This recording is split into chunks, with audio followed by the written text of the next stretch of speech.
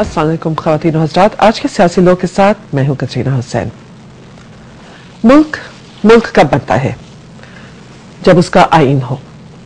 आईन एक मुल्क की सबसे अहम सुतून होती है। बाकी हर चीज तो आती जाती रहे, लेकिन आईन अगर मजबूत हो और आईन अवाम की उमंगों का हो तो फिर कहा यह जाता है कि मुल्क की जो भी परेशानियां हैं वो हल हो सकती हैं। हमारे मौजूदा आईन में मसाइल हैं और इसको ठीक करने के लिए क्या कोशिशें की जा रही है, ये आज का हमारा मौजू है। आइए आपका मेहमानों से हम तारुफ कराते हैं। आज हमारे पहले मेहमान हैं सेनेटर वसीम सज्जाद साहब, पाकिस्तान मुस्लिम लीग से आपका ताल्लुक है और of course farmer acting president of Pakistan और चेयरमैन सेनेट रह चुके हैं end of course a very eminent lawyer. हमारे दूसरे मेहमान आज हैं फरजाना राजा साहिबा, आप एमएनए हैं पाकिस्तान पीपल्स पार्टी की और चेयरपर्सन हैं बेनजीर इनकम सपोर्ट प्रोग्राम की, वेल नोन शख्सियत। और हमारे तीसरे मेहमान जो कुछ देर बाद हमें ज्वाइन करेंगे वो है इंजीनियर खुर्रम दस्तगीर खान साहब, एमएनए हैं पाकिस्तान मुस्लिम लीग नून के और चेयरमैन हैं नेशनल असेंबली की स्टैंडिंग कमेटी ऑन कॉमर्स के। आप दोनों का शुक्रिया कि आज आप प्रोग्राम में शिरकत कर रहे हैं। और सेनेटर, आगाज आप इससे करूंगी कि आज आपने एक अनाउंसमेंट की है कि आपकी जमात की तरफ से भी अब आपने आईन के अमेंडमेंट्स के हवाले से कुछ पेशकश की है। इसके हवाले से हमें बताएंगे कि ये 17वीं तरमीम के हवाले से ही है या इसमें कुछ और भी है? इसका एक ताल्लुक 17वीं तरमीम से बनता है, लेकिन मैं ये समझाना ज़रूरी समझता हूँ कि 17वीं तरमीम में बहुत सारी चीज़ें थी।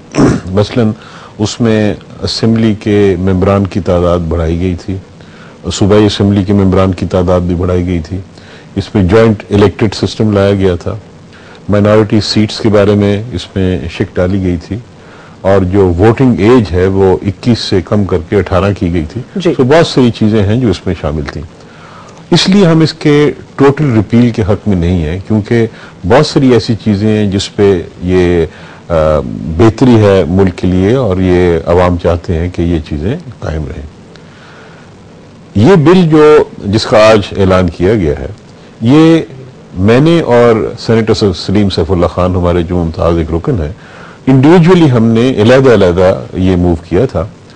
मेरा जो बिल था उसका ताल्लुक सिर्फ एक मखसूस शोबे से था, यानी कि प्रेसिडेंट और प्राइम मिनिस्टर के जो इख्तियारात हैं इस वक्त आईन में जी, उसको एक तवाज़ुन में लाने में और उसको एक हकीकी पार्लियामेंट्री सिस्टम बनाने में उसके लिए जो ज़रूरी है वो तरामीम मैंने उसमें तजवीज़ की हैं। मसलन इस वक्त प्रेसिडेंट के पास जो इख्तियारात हैं वो हैं कि गवर्नर्स की अपॉइंटमेंट प्रेसिडेंट अपनी डिस्क्रेशन में करते हैं, army chief, naval chief, air force chief और chairman joint chiefs of staff की अपॉइंटमेंट भी प्रेसिडेंट के स्वाबदीदी इख्तियारात में शामिल है। और इसके अलावा ये जो कौमी असम्बली की तहलील है यानी 58(2)B और गवर्नर इसी तरह अपने इख्तियारात इस्तेमाल करके सूबाई असम्बली की भी तहलील कर सकते हैं, ये सदर के स्वाबदीदी इख्तियारात में शामिल है। इसके अलावा जिसका मैंने जिक्र अपने बिल में नहीं किया, लेकिन और जो स्वाबदीदी इख्तियारात हैं उसमें चीफ इलेक्शन कमिश्नर का तकर्रुर और चेयरमैन पब्लिक सर्विस कमीशन का तकर्रुर भी सदर के स्वाबदीदी इख्तियारात में शामिल है। ठीक है।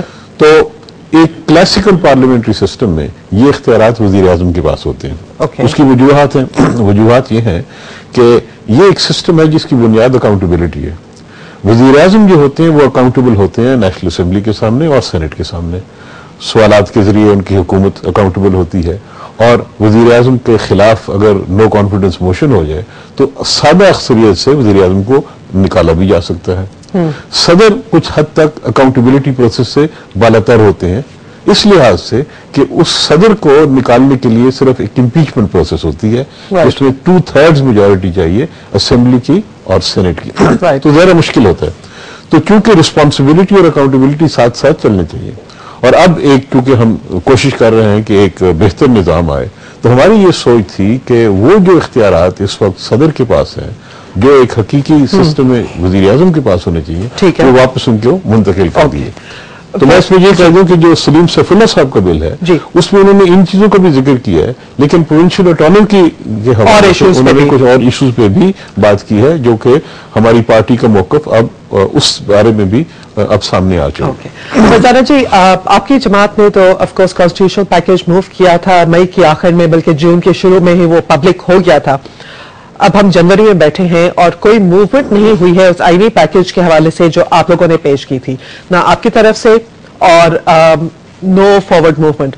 اب لگتا یہ ہے کہ the ball has been taken from People's Party's court and put in opposition والے اب اس کو واپس آپ کو اگر ٹینس کا حوالہ لے تو they're lobbing it back to you.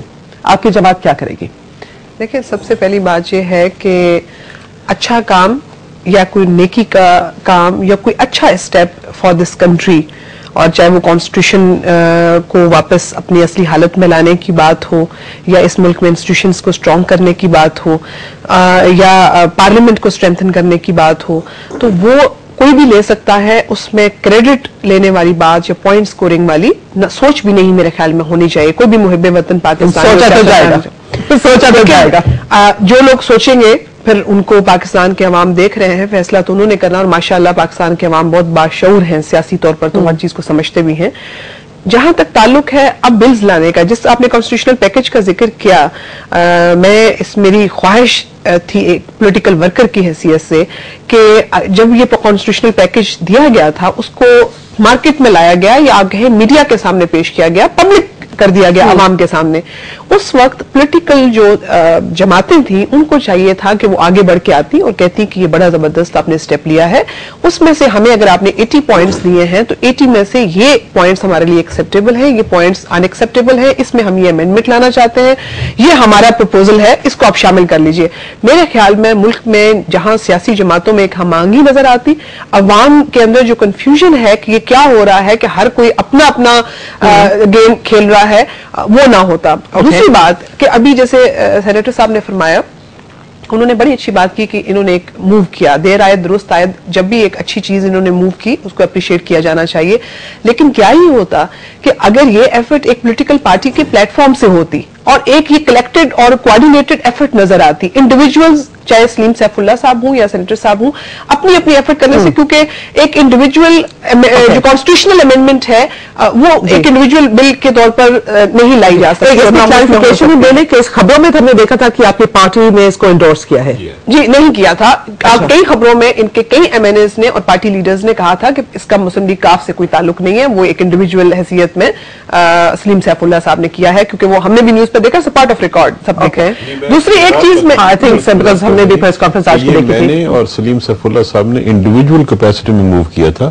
آج ہم نے پارٹی کے سامنے پیش کیا ہے اور ان سے درخواست کی تھی کہ جی اگر آپ اس سے اتفاق کرتے ہیں تو اس کو پارٹی بل بنا دیا جائے, تو انہوں نے اتفاق کر لیا. اچھا دیکھیں, جہاں تک بات ہے کہ ابھی جو ایک سلسلہ چل پڑا ہے کہ ہم 18th امینڈمنٹ, اب اس کو آپ کہیں گے 17th تو نہیں کہیں گے, 17th کو انڈو کرنے کے لیے, اور 17th میں جیسے بھی وسیم سجاد صاحب نے کہا کہ ہماری پاکستان پیپلز پارٹی کا جو منشور ہے اس میں شروع سے, آج سے نہیں, ویمن ریزرو سیٹس کے بارے میں جو بات ہے, جوائنٹ الیکٹوریٹ کی جو بات انہوں نے کی ہے, ووٹر ایج کی جو بات کی, اور دوسری بہت ساری چیزیں, اس میں ہمارا اتفاق بھی تھا, اور چارٹر آف ڈیموکریسی میں اگر آپ دیکھیں تو وہ اس میں موجود ہے, متفق ہیں اس کے اوپر.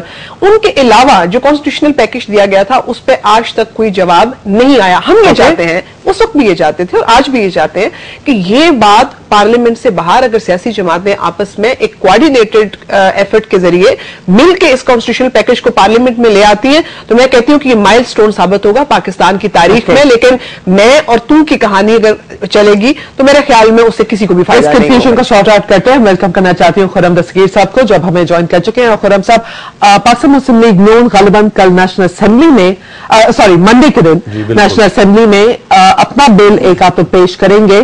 یہ پاکستان مسلم لیگ کی طرف سے تو یہ سینٹ میں آیا ہے. آپ لوگ نیشنل اسمبلی میں جو بل پیش کرنے جا رہے ہیں وہ کس نوعیت کا بل ہے؟ صرف 17ویں ترمیم کو ہٹانے کے لیے, اس کی ذرا کچھ تفصیل آپ ہمیں دے سکتے ہیں ابھی؟